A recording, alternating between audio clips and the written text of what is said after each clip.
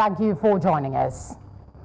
Victims of the controversial Pfizer drug trials of 1996 in Kano State are calling for justice and transparency in the compensation process, with some families still grieving the loss of loved ones 29 years after. The calls were made at News Central's Town Hall series, the first for the year 2025, held in Kano. News Central's Sagir Ibrahim completes the report. And they are all married. It is a tale of anguish, despair and frustration as victims once again take turns to narrate the harrowing ordeal of how life has been since they took the needle. His name is Jamilu. Shekarasa 30. He's 30 years old. He has 3 younger ones and they are all married.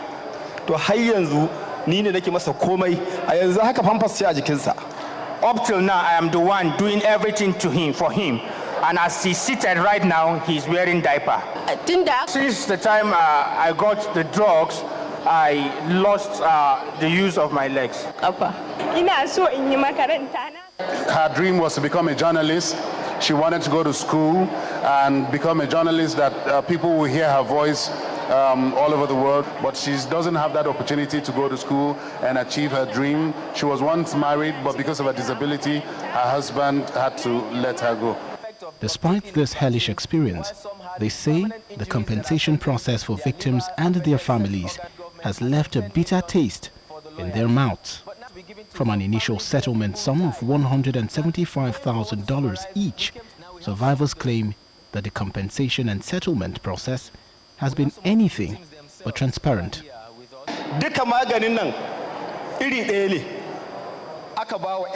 We were fortunate to get 2 million. I'm also aware that some people didn't get anything at all. Team of who give us the money, they took 150, 150, sorry, 150. So as long as we are only giving $6,850 US. We heard the information that they were giving compensations to the Pfizer drug victims, but we got that information at the tail end. And at the time we went for our own compensation, we were told that they have finished the program. There is a passionate appeal from the government, civil society and other stakeholders as they reiterate the call for justice on behalf of the affected persons. Excellency Alhaji Abakabri Yusuf has made it clear that the welfare of people of Kano is a top priority. He committed to ensure that the voices of the victims are heard. The National Human Rights Commission, whether at federal or state level, have never been informed or got a written complaint from either individual or group of people irrespective of this issue. And I'm appealing with all stakeholders, be it governmental or non-governmental organizations, to collaborate with the National Human Rights Commission in order to seek redress on behalf of the victims of Pfizer drug test in Kano. We have been pursuing our complaint before EFCC vigorously, and we believe that at the end of the day, justice will be done to my clients. For News Central, this is about unearthing the facts and laying the truth bare. Our intention is to make sure that no Nigerian is ever deemed or thought to be less than any Nigerian, as long as we have the opportunity to give them a voice. Those who failed you, they will not know rest until they do right by you. The News Central Town Hall series, since its inception, has been organized in fulfillment of its commitment to development and investigative journalism. It serves as a critical platform for ordinary citizens to voice their concerns and grievances about issues affecting their welfare and well-being.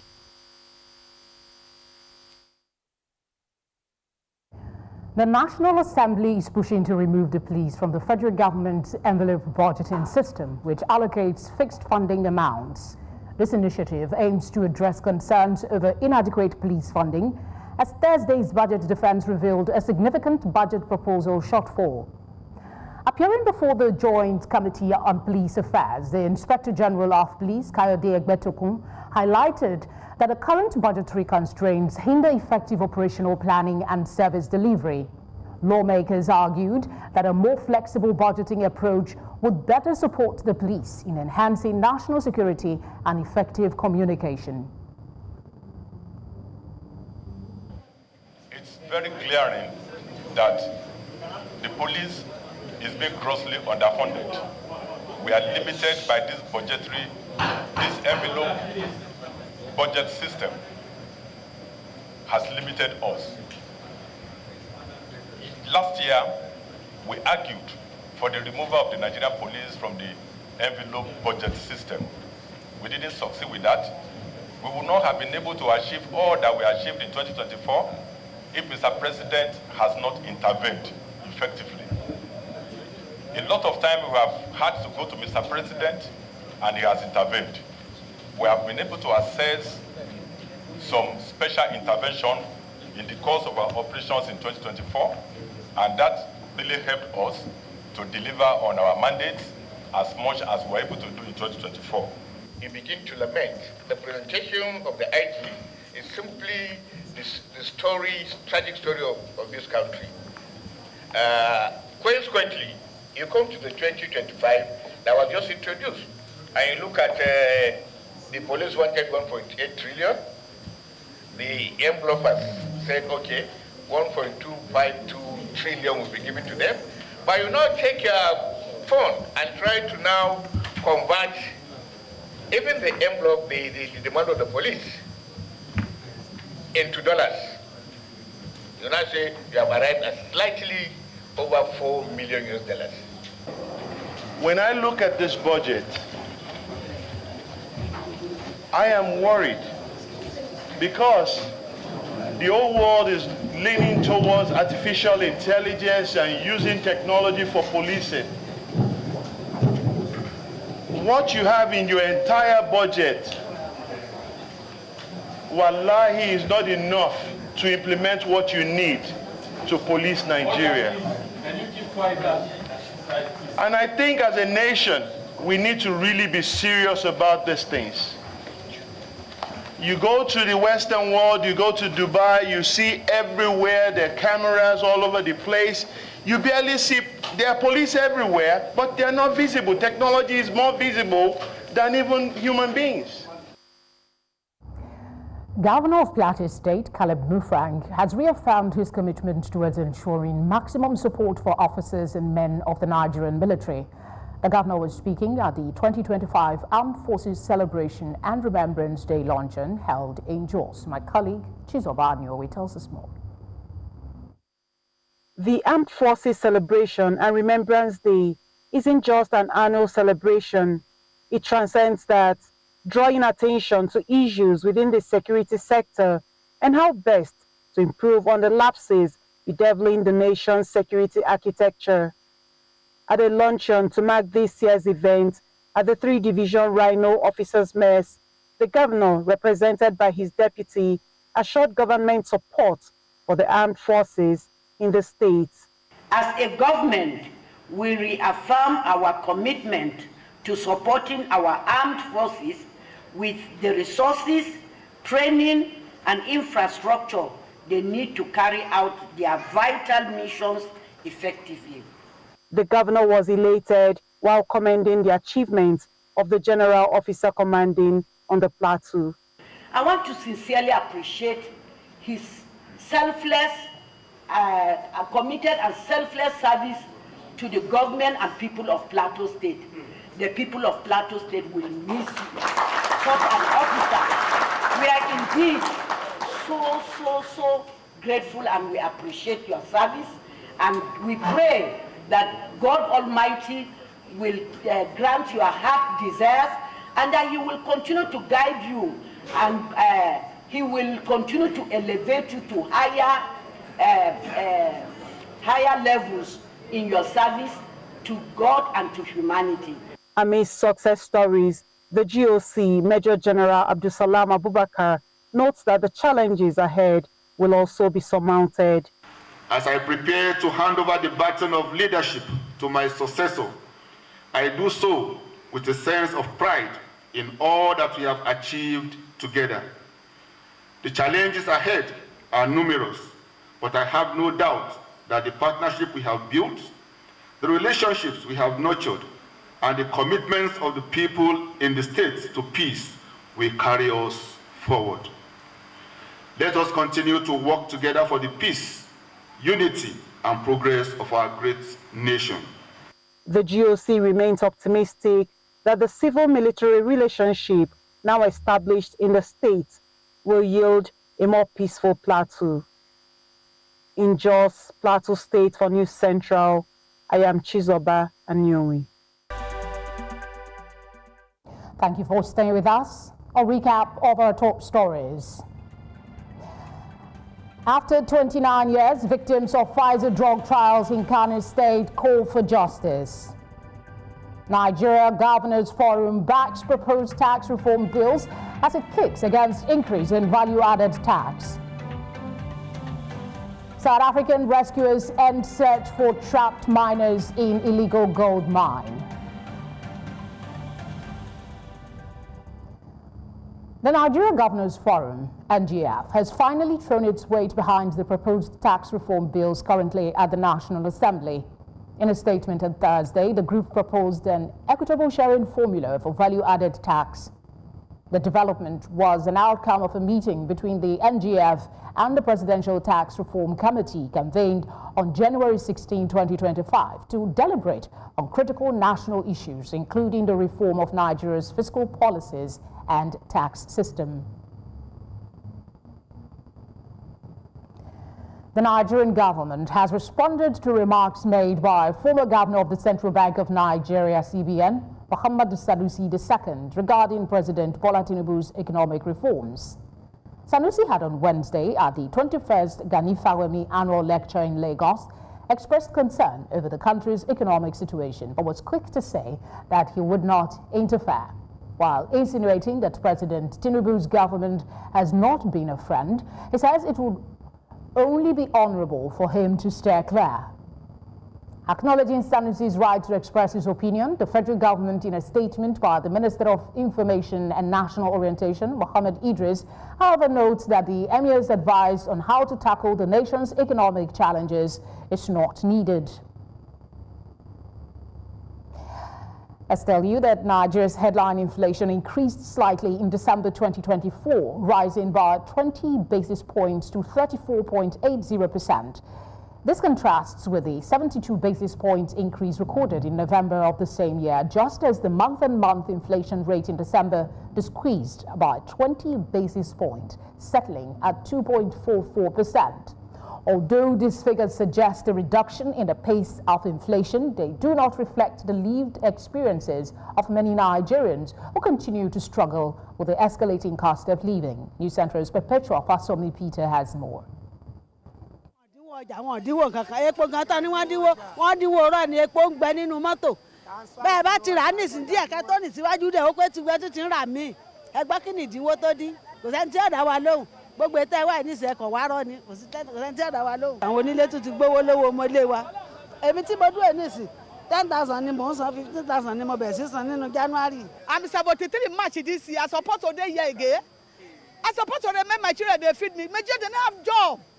Now this what all of us they do for we eat. Shall we get happiness? When you buy today, where you they go, tomorrow may you go buy, the money they go put, the half of the money you take buy before again. Please make them help us. Because we are tired. Everything don't you go, nobody eat belly full. Yesterday I don't eat anything at the chance. I run to my house, say that the papa I drink for morning, I go drink for night again. I go sleep with empty stomach. Dissatisfaction, discontent, hunger and anger. All these characterize the default mode of the everyday Nigerian. The reason is not far-fetched. Citizens are going through the worst cost of living crisis in a generation. The president said that he had opened you pay custom duty when you import maize. I tried, like, sourcing maize from outside. You find out that this same bag of maize I get for 80,000 naira here in Nigeria, I saw a supplier from South Africa that was going to give me that maize for as well as 30,000 naira. It's when it now gets to Ababa port that I will now pay Nigerian custom times 3 of the money I paid to buy the maize. So if they really implemented that 180 days window of no custom duty, price of things, everything will drop. If we can't produce enough in Nigeria, the government should open border and import. Let us, if they can import foodstuffs, now everything will drop. While it is important to note that the rate of inflation in December rose marginally by 20 basis points against 72 basis points between October and November, Nigerians want much more than these figures. They want to see significant drop in prices of food, goods and services and less pressure on their wallets. We are suffering. People are dying every day, crying. Things are very expensive. They should just reduce everything. It will help a lot of people. This is stock taking in anticipation of the rebased consumer price index, while concerns arrive that this could lead to a single-digit inflation figure for the country. My question, and that of New Central, is, will that translate to cheaper goods, foods and services? Time will tell, and we will continue to watch this. In Lagos, for New Central, I am Perpetua Fasamipita. Indeed, time will tell. The Acting Executive Committee of the People's Democratic Party in Rivers State has pledged to thoroughly investigate alleged cases of anti-party activities involving its members during the 2023 elections. The committee announced plans to establish a disciplinary panel in the coming days, stressing that it will not hesitate to recommend sanctions, including suspension or expulsion from the party, regardless of an individual's status or influence. This stance was disclosed during a press briefing attended by acting executives from both state and local government levels. The acting executive also outlined specific conditions deemed necessary for the continued existence and unity of the PDP in Rivers State. In very recent development, the security agencies, being aware of our position to take back the secretariat of our great party today, in the quest to maintain peace, has advised that we share the process as they are currently on ground at the party secretariat to prevent possible breakdown of law and order. Gentlemen of the press, it is on this note and in line with the peaceful disposition of the leader of our great party in the state, His Excellency Sir Dr. Siminala Ifobara, GSS-RS, to issues of this nature, which has earned him several accolades, that we have resolved to allow good reasoning prevail and call off the plan to take over the party secretariat today. We are also appealing to our teaming supporters and party faithfuls across the state to remain calm as we are taking necessary steps to take possession of our party secretariat. Distinguished ladies and gentlemen, under our new leadership, we shall immediately commence steps towards healing and rebuilding our once great party that was battered, hope lost across the state, 23 LGA and 319 electoral wards. We shall make PDP River State chapter great again. To achieve the above, we shall consult with all critical stakeholders of the party, unite members, and work with them to restore the already lost hope. We shall embark on sensitization tour across the 23 LGA, embark on membership drive to boost the population of the party for future elections. We shall also, in the next few days, set up a disciplinary committee to deal with issues of anti-party activities, especially during the 2023 general elections and beyond, and every other activities by party members that is capable of bringing the party to disrepute. Those that are found wanting shall be disciplined appropriately, including but not limited to suspension, sacking, and sanctions that are known to the party constitution. Away from politics for a bit, President Bola Tinubu has congratulated 6 distinguished diaspora Nigerians named by President Joe Biden among the 400 recipients of the Presidential Early Career Award for Scientists and Engineers. The prestigious recognition, established by former President Bill Clinton in 1996, is the highest honor bestowed by the United States government on outstanding scientists and engineers in the early stages of their careers. This year's awardees, announced by President Joe Biden on January the 14th, are employed or funded by 14 participating United States government agencies. The Nigerian honorees include Aziz Butali, Gilbert Lilly Endowed Professor of Diagnostic Science, College of Dentistry, University of Iowa; Ijoma Opara, Associate Professor of Public Health, Social and Behavioral Sciences, Yale School of Public Health, Yale University; Oluwatomi Akindele, Postdoctoral Researcher at Lawrence Livermore National Laboratory; Eno Ibong, Associate Professor of Chemical Engineering, Bioengineering, and Biology at Northeastern University; Oluwasomi Koyejo, Assistant Professor of Computer Science at Stanford University; Abidemi Ajiboye, Executive Vice Chair of the Case School of Engineering, Department of Biomedical Engineering, Case Western Reserve University. The Rivers State government has confirmed the deaths of 9 individuals following a suspected cholera outbreak in 2 local government areas of the state. Commissioner for Health, Dr. Adeze Ore, said this on Thursday in Port Harcourt. Ore identified the affected LGAs as Andoni, where 3 deaths were recorded, and Akukutoru, which reported 6 fatalities. She noted that 41 suspected cases have been recorded across the 2 local government areas, adding that the government has initiated measures to contain the outbreak.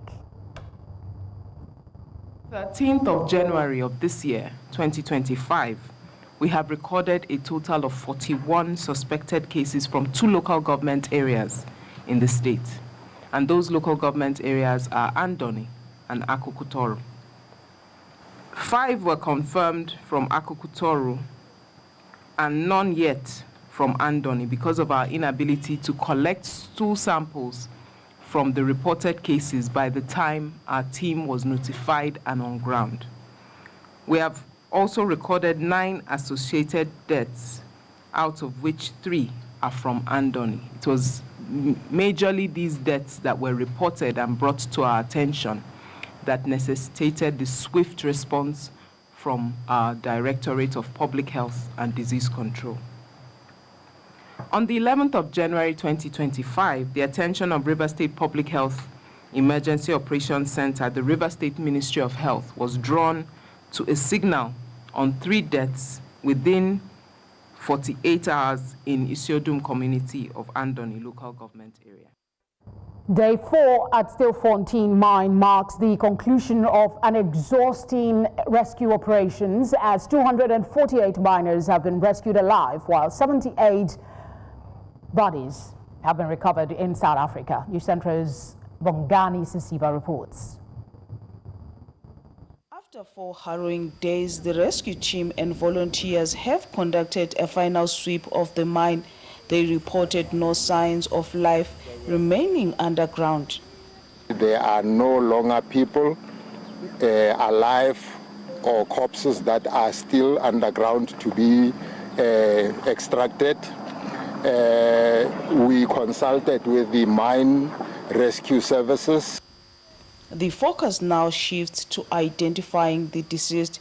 Authorities face a daunting task as many of the bodies recovered are believed to be of foreign nationals with little to no means of identification.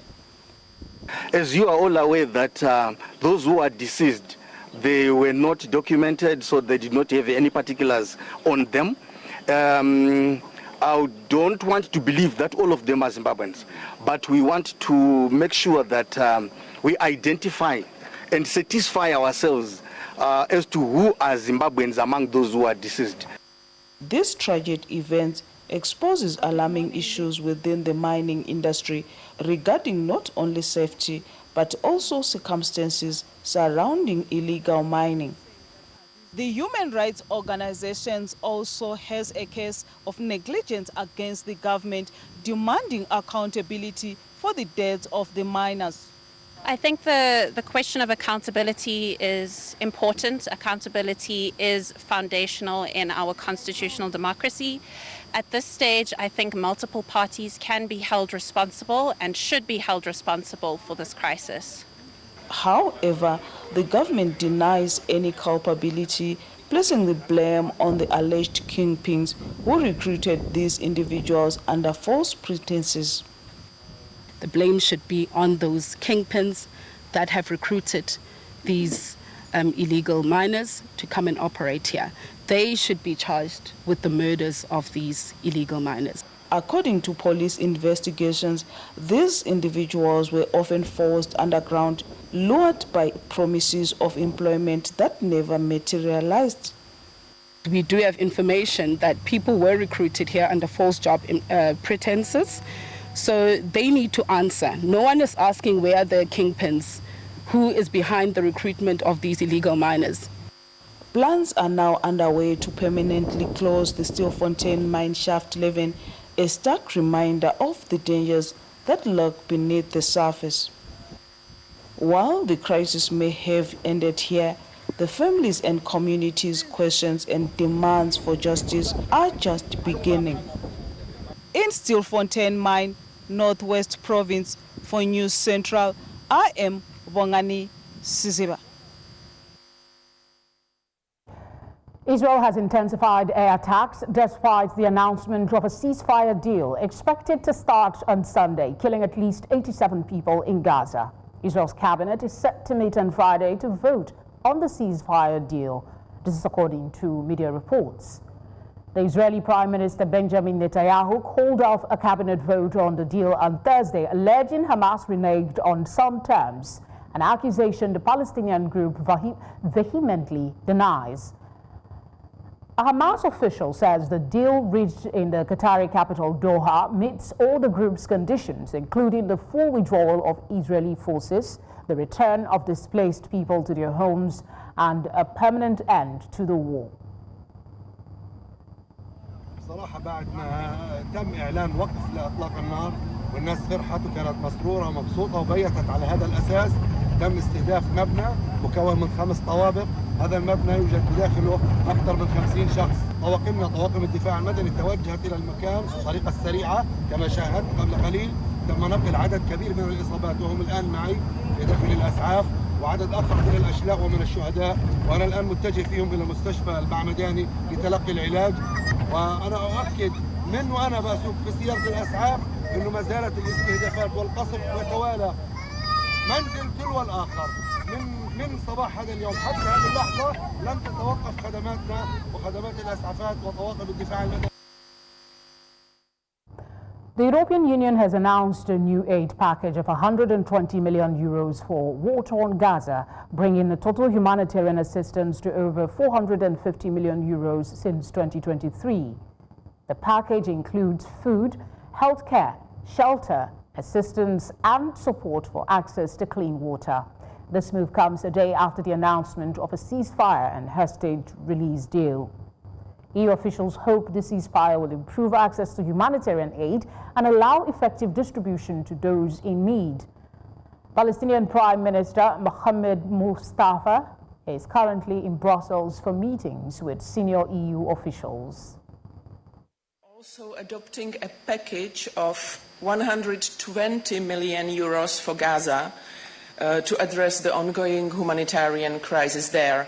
We know that the situation there is catastrophic. We know that Palestinians urgently need nutrition, medical supplies, shelters, other protection. We hope we will be able to deliver, and with this package, in cooperation with our partners, we want to address the most pressing emergencies and In the meantime, tensions remain high in the Gaza conflict as Israel accuses Hamas of backtracking on parts of the fragile ceasefire and hostage release deal.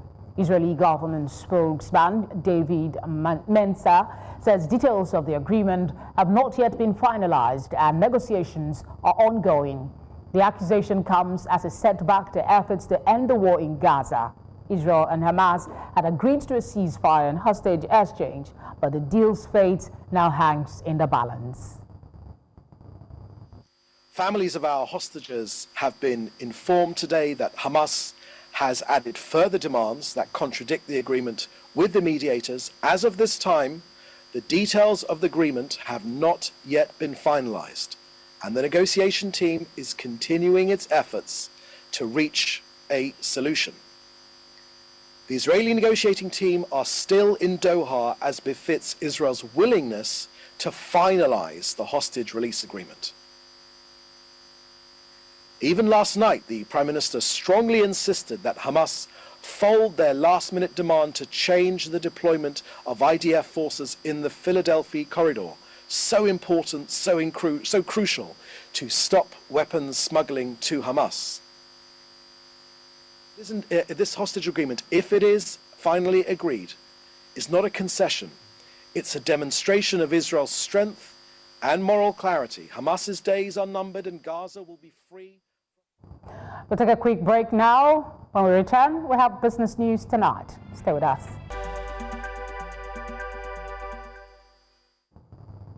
My colleague Lekon is standing by for some business updates. Lekon, Dangote refinery seems to be giving the European market a scare. Some would say that's a good development, isn't it? Well, of course, it's a good development because now you are seeing an indigenous player who is now going to be a global supplier of petrol, and that is going to cause a lot of disruptions that a lot of people who have been in the market would not want to see happen. But then it's a plus for Nigeria. I think so too. What's the rest of the news? Of course, I will take you through it in about a short while.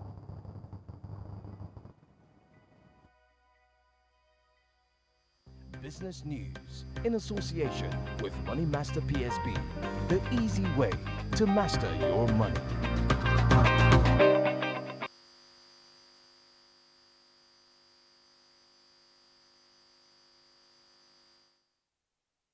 Welcome to Business News. Let's tell you that OPEC announced that the Dangote refinery has significantly decreased Nigeria's dependence on imported European refined products. In its monthly oil market report, OPEC noted that this shift could disrupt traditional gasoline flows, prompting international markets to find new destinations for surplus supplies. The report emphasized that the refinery's operational ramp-up and petrol exports are likely to impact the European petrol market. Historically reliant on fuel imports due to the failure of state-owned refineries, Nigeria is now increasing local production, which will require adjustments in global fuel distribution. At the World Economic Forum in Davos, South Africa is poised to become a significant contributor to sustainable development, innovation, and regional cooperation. Mary Vilakazi, CEO of First National Bank, pointed out that the elements that will alter South Africa's global standing is in the offense.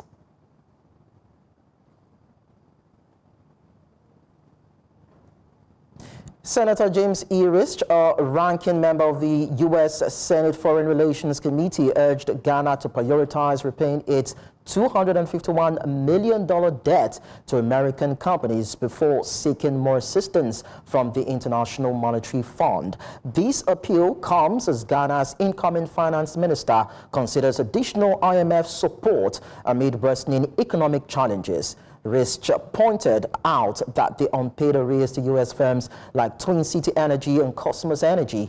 He cautioned that providing further IMF aid without addressing these debts could negatively impact U.S. companies and complicate Ghana's negotiations for international support. And that's it on Business News. Now join Udoka for updates in the world of sports.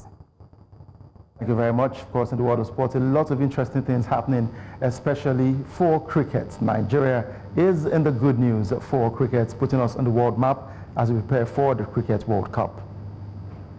All right.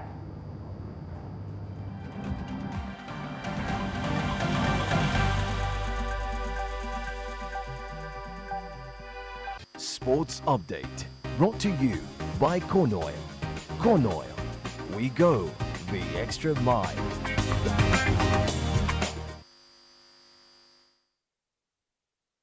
Now in sports, Nigeria's junior female Yellow Greens wrapped up their preparations for the 2025 ICC Women's Under-19 World Cup with an emphatic 7-wicket win over Scotland on Wednesday in Malaysia.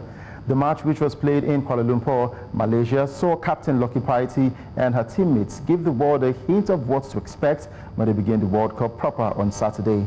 Nigeria won the toss and elected to field first, limiting the Scots to just 62 runs in 18.2 overs. Nigeria's World Cup proper begins on Saturday when they face fellow debutants Samoa at the Borneo Cricket Ground in Cochin, Sarawak, Malaysia.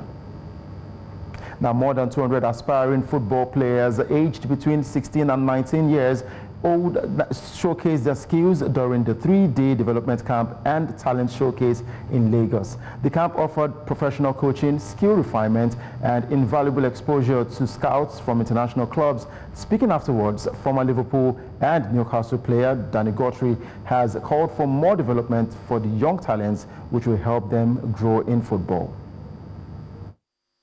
It's a difficult one because there has to be enough funding.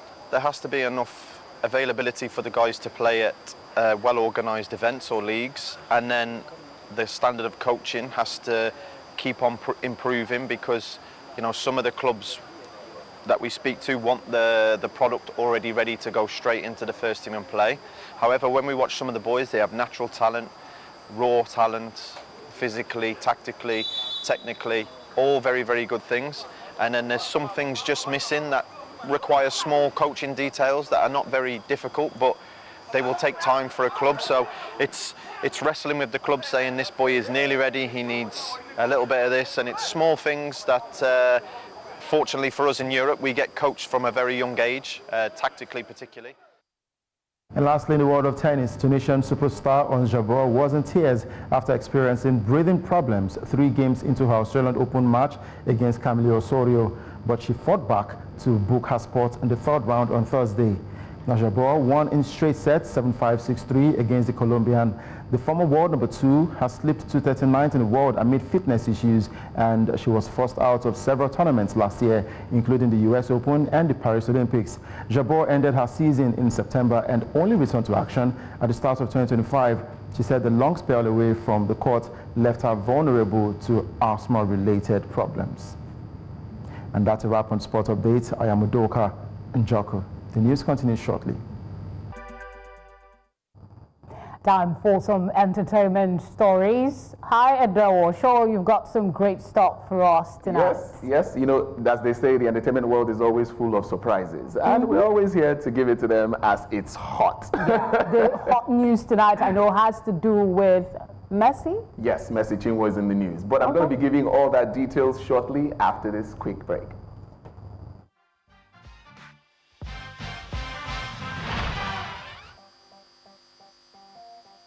Entertainment news in association with Glow Unlimited.